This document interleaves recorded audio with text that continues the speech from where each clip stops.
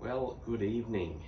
It's been a little while since we've done one of these videos in the garage, but I thought it was time. It's time to clean up this chainsaw, I reckon. Put a new blade on, or new chain on it.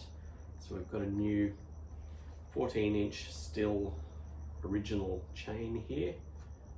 $37, which I think that's great. I've had this chainsaw for 4 years. It's hasn't done a lot of work, obviously. I don't have a forest in my backyard or anything, but I initially bought it to chop down a large tree that was going to fall down anyway in the backyard, and it would have cost me thousands of dollars to get that done by a tree lopper and taken away. So I thought I'll spend $250 on a chainsaw and a few trips to the tip in my ute, and I'll still get to keep the chainsaw. So that's kind of the way I think on smaller jobs like that. So a little bit of an update. I've been sick for the past few days. On about Wednesday morning, really early, I started feeling sick, sort of cold and flu symptoms. So you know what that means. I had to go and get tested. So I got tested that morning, and within 24 hours I was in the clear with a negative result for the coronavirus. So I've done a little bit of editing. I slept most of the day yesterday and was sort of walking around bumping into walls a little bit last night, so I edited a few videos that I had from the farm up at Leyburn.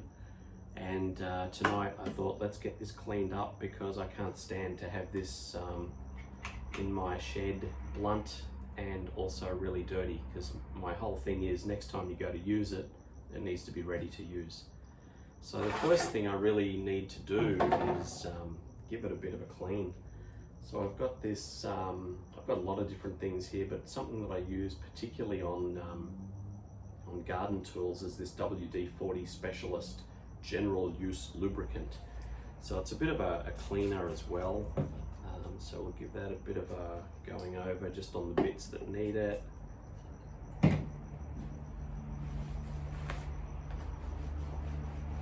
So yeah, thank you for those who have watched my videos on the farm. It's doing quite well actually, because I put links to it on Instagram as well, and on my personal Facebook page. So there's a lot of people that have taken a keen interest in it, and that's really fun. So for those of you who are just new to the channel, my name's John Davidson. I live in a 100-year-old house in Ipswich that I've been renovating for the past few years, since about 2015. And recently my elder brother Robert bought a farm about an hour and 45 minutes from here, up on the Southern Downs, and he has bought that for his daughter, who lives with them. She's an ex-veteran, and she really likes horses, so they've bought that farm. They're going to improve it. We're helping them improve it, and in a few weeks they're putting a few of their daughter's horses up there. So they need to just get it ready for the horses and for themselves. And it's been a real like a really satisfying thing to go up there, because the farm was a deceased estate. It had been neglected for probably the best part of a year, I think. The grass hadn't been mowed. It was, you know, up to 1 meter long in places. So have a look at some of those videos at the things we did. We've only been up there 2 or 3 times, because they've only owned it for about 3 weeks, but we really hit the ground running with that. And it was just such good fun to go up there and hit it, as we say. So I've pre-loosened these, so don't panic. Worst thing ever is when you watch a YouTube video and someone's sweating over undoing some nuts and bolts.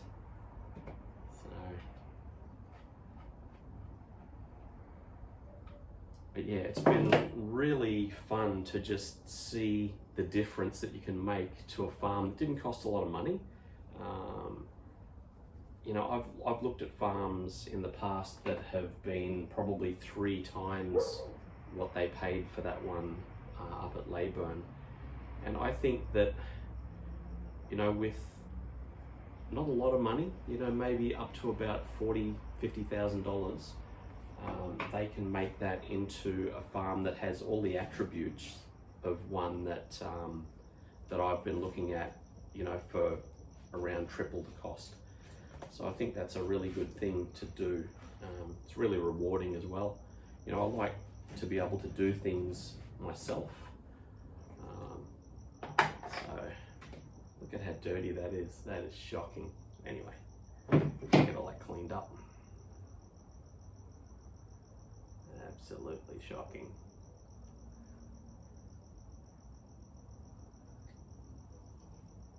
Yep, that's pretty bad. Even the loosening screw is full of crap, just full of crud. Let's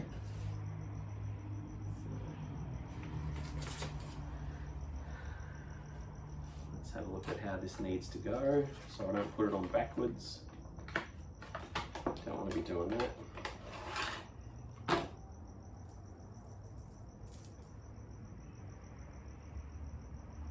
So one of the first things we did up there is mowing. As I said, the grass was quite long, and it was just, as I say, it was really rewarding to go up there and just get into it, no holds barred, and really go to town on that place. So that goes that away. Let's see. All right. So we'll put that down there.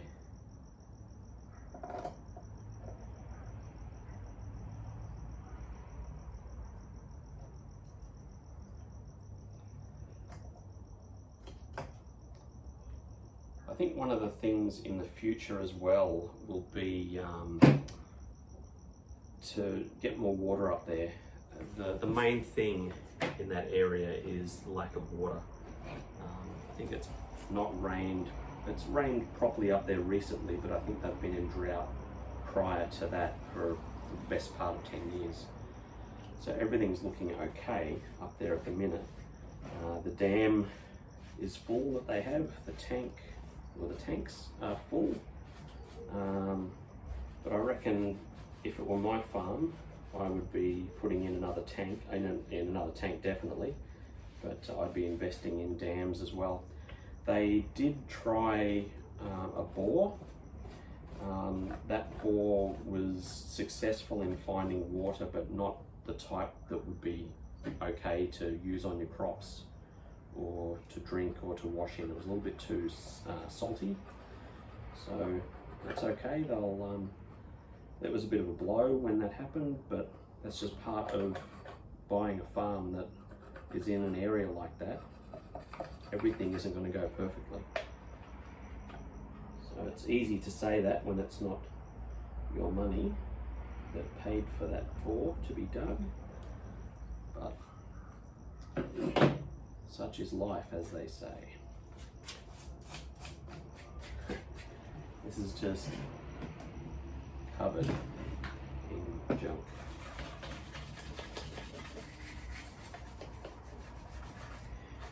The size of this chainsaw is kind of deceptive. It's only a 14-inch bar, but I cut down a tree in the backyard, as I said, a big old mango tree that had been there for probably 100 years, and I didn't want to cut it down in the slightest, but it was it had some insect infestation in the trunk, and there's a house right behind us, and I thought, well, I'd rather chop it down than have it fall on that house. So, not going up to the farm this weekend.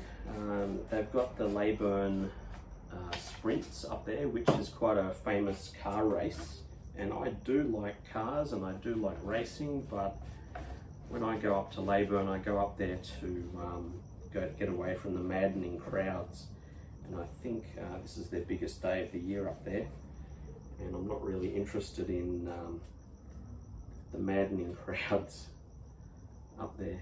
So I'll spend it doing some things down here with my family around my property. So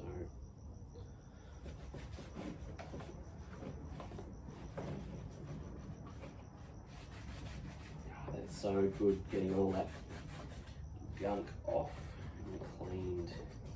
I mean, because chainsaws are quite oily and messy at the best of times. I get that. So trying to make it as clean as we possibly can.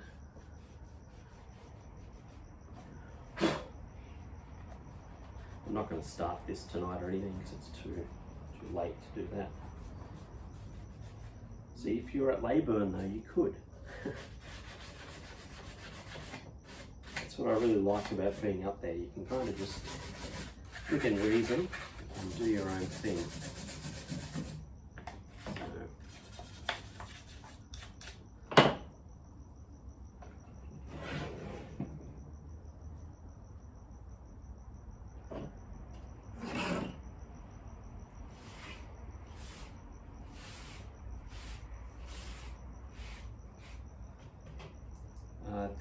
You've probably noticed the video that I put up on prepping to go up to the farm, and I put a new really large toolbox on the ute, which I've wanted for quite a long time now.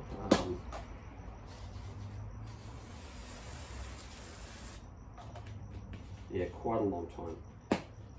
So I think I'll be buying, I've got a smaller toolbox on the left hand side, or the passenger side of the ute in Australia. And I think I'm going to buy one, I think I'm going to buy another one, because when I was driving back I noticed that if you have a lot of stuff on one side of the ute, it kind of makes you a bit nervous. So I do need to have something on that side. I won't get one as big because I do need the visibility to see out of the ute, because it's kind of like driving a cave when you have big tool chests on it like that. So I like to be able to see what's going on. But that toolbox is fantastic. Should have done it a lot sooner. It just holds pretty much everything that I need, and the one that I'll be getting will hold all of the car related stuff, you know, like I bought a new scissor jack for it the other day, yeah, tools to change the tyres. Probably this chainsaw will be in that side as well. So, you know, just that sort of stuff.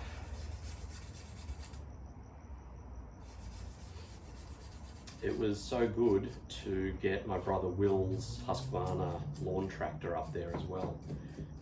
I sat on that for the best part of, I don't know, 2 or 3 hours on Saturday night and Sunday morning, and it was such a pleasure to see what it can do when it's got the cutting blades on and the mulching blades off. The reason we didn't take it up there the first time is that my brother owns quite a large Airbnb, and on that property they have to keep it really good, as you can imagine, and he has mulching blades on that, so almost out. He has mulching blades on that deck, so he had to change everything around, which took a long time, but it was really good that he came up, because we thought he had a prior engagement at the Airbnb, but he was able to get away for a few days and come up there, so that was really good. Okay, I'm just going to turn the camera off now and clean up the crud from in this, because that'll take a little while, and just clean up this workspace a little bit, and we'll get back to it. We've cleaned all of the crud off that, and just need to get all of the cleaner off it. But yeah, I think the next thing, well, there's a lot of next things up at the farm. It's a never-ending list if you wanted it to be, but one of the next things is maintaining how good that looks. And paying someone to slash your block is good in theory, but I think that a tractor will be one of the next things that happens up there. A lot of my brothers are kind of thinking, oh, maybe we should all just buy one, you know, go into it together or something. I'm not really sure about that yet, but it wouldn't bother me. I'd just love to buy an old one, but I realise that a new one would be, in this case, a lot better and a lot more practical. But I think it's every boy's dream to have a tractor, isn't it? It was kind of mine when I was growing up, because I grew up on a few acres, and when I was a little kid we grew up on next to a farm and a sawmill. We had a couple of acres and we had motorbikes and stuff, so always been around that kind of thing. But yeah, a tractor would be really cool. Something like to me, I like the old International Harvester farm hauls. I reckon they're really cool. They're very limited in what they can do though. I kind of get that. So I like the Fords as well, the Ford 8T, I think they're called. Very limited in horsepower though, these old tractors. My brother's lawn tractor, like some of these big old tractors have like, you know, like 20 horsepower, which isn't a great deal. And my brother's lawn tractor has 22, so it's kind of a bit of a scream when you think about it like that. Come on, teeth, get in there. Yeah, 22 horsepower on a big old heavy tractor. So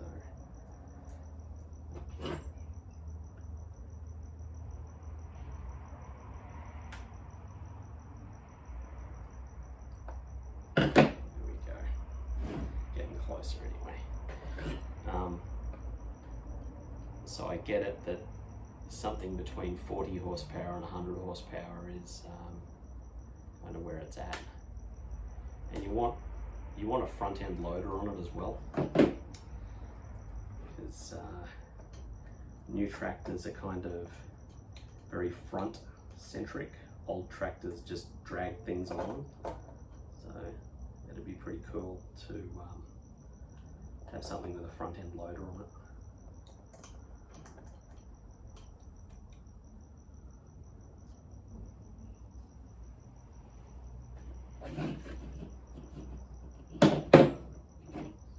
Go easy on me here.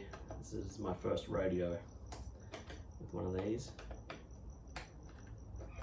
It is funny though when you're up there and you're doing things and, you know, well-meaning folk come by and they think that you haven't really done this before on properties, and that's kind of interesting how people think like that. You know, when you have grown up on at least acres, which they're exactly in the same boat. They're not on a farm either, they're just on 20 or 30 acres, thinking that they kind of know everything. They might know the lay of the land, the local issues, but they certainly don't know everything.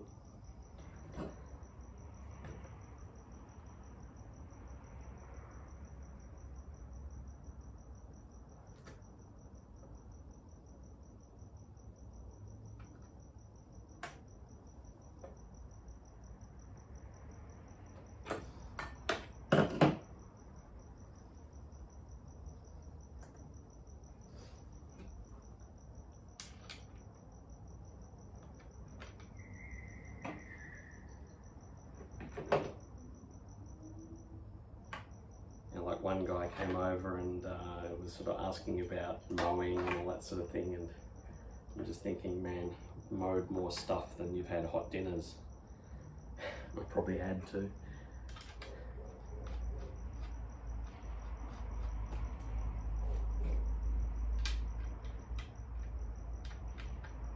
And it's funny when you look at their properties as well, and they're kind of in a fair bit of disrepair. You don't say anything, but you just kind of think to yourself, yep.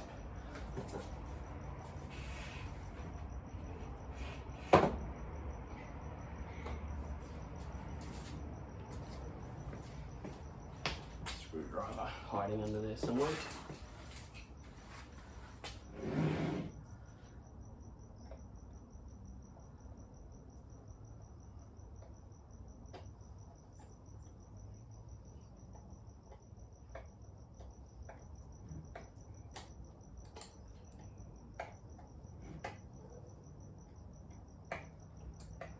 Yeah, so tractor would be good.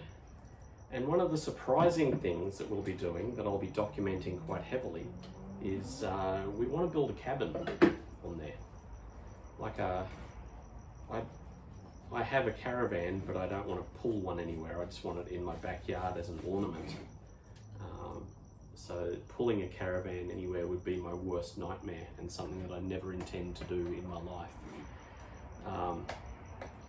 So if I wanted to go camping somewhere, I would want it so I can just drive in my nice, comfortable car to somewhere, and it's all ready to roll.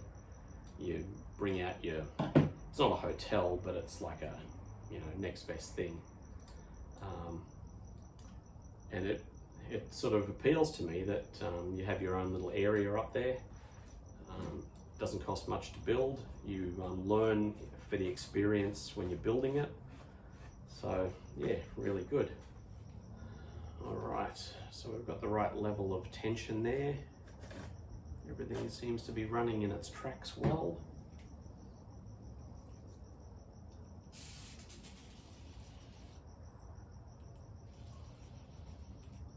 Bit of WD, never hurt anybody.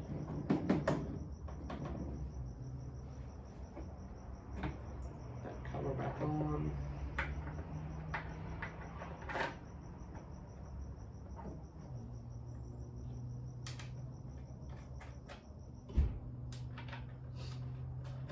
But yeah, the cabin,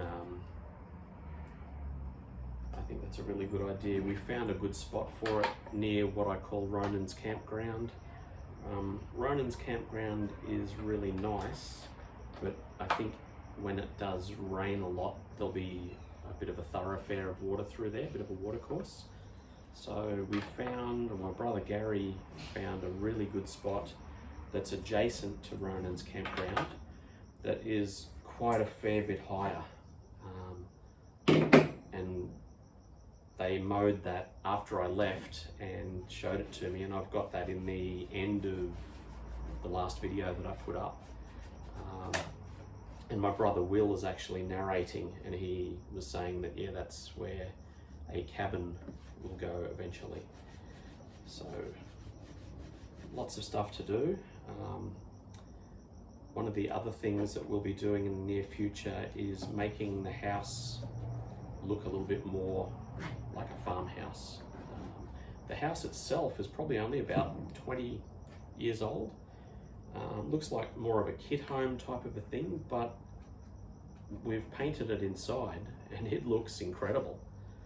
The kitchen looks good. It looks dated. I think the bench tops are sort of are in really good condition, but they're just a color that's not sort of in vogue right now.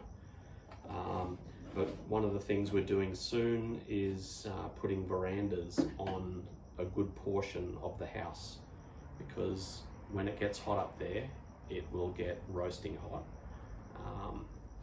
And I mean roasting. And I'm really looking forward to helping put those verandas on just for my own benefit. And if you know me personally, please reach out to me, and if you can come up if you want and help us out with it. it's a good learning exercise, I think. Learning how to do stuff like that. I've been around, you know, building houses my whole life, so it'll be a good thing to do, but it won't be the first time I've ever been around it. I spent the first, felt like 20 years of my life walking around after my dad, every weekend it seemed, doing something with a house that he was either building for someone else or building for us.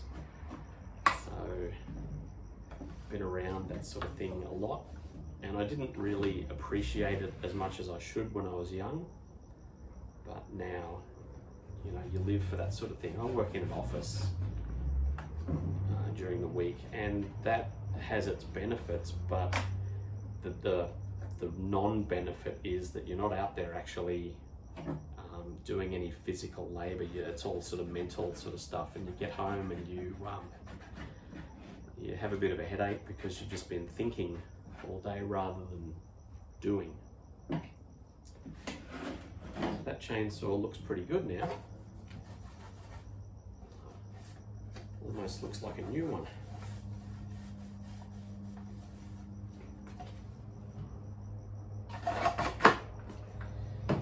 Put that old chain aside and sharpen it up, just so we can cut, you know, really crappy things like stumps off at ground level, that sort of stuff. But yeah, it's just amazing, isn't it, that a chainsaw can get blunt.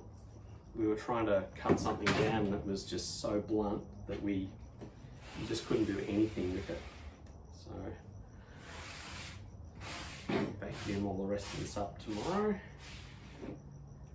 But if you like these sort of videos, it's my pleasure doing them actually. It's so much fun to actually do something different, to learn a new skill. When I went to high school, I won awards and stuff in film and television. You wouldn't realize that now because I don't try to do any fancy editing or anything like that, but I do like the experience of putting things together, telling a bit of a story, and I hope to get better at that in the future. As I said, the first 50 to 100 videos that you put out are pretty much practice, and I think that, you know, the practice is starting to come to an end, and we're starting to do some really interesting things that deserve to be put out there in the best possible light. So if you like these sort of things, please consider subscribing and share them with your friends, and hit like. It all helps the good old YouTube algorithm. And we'll see you on the next one. Bye for now.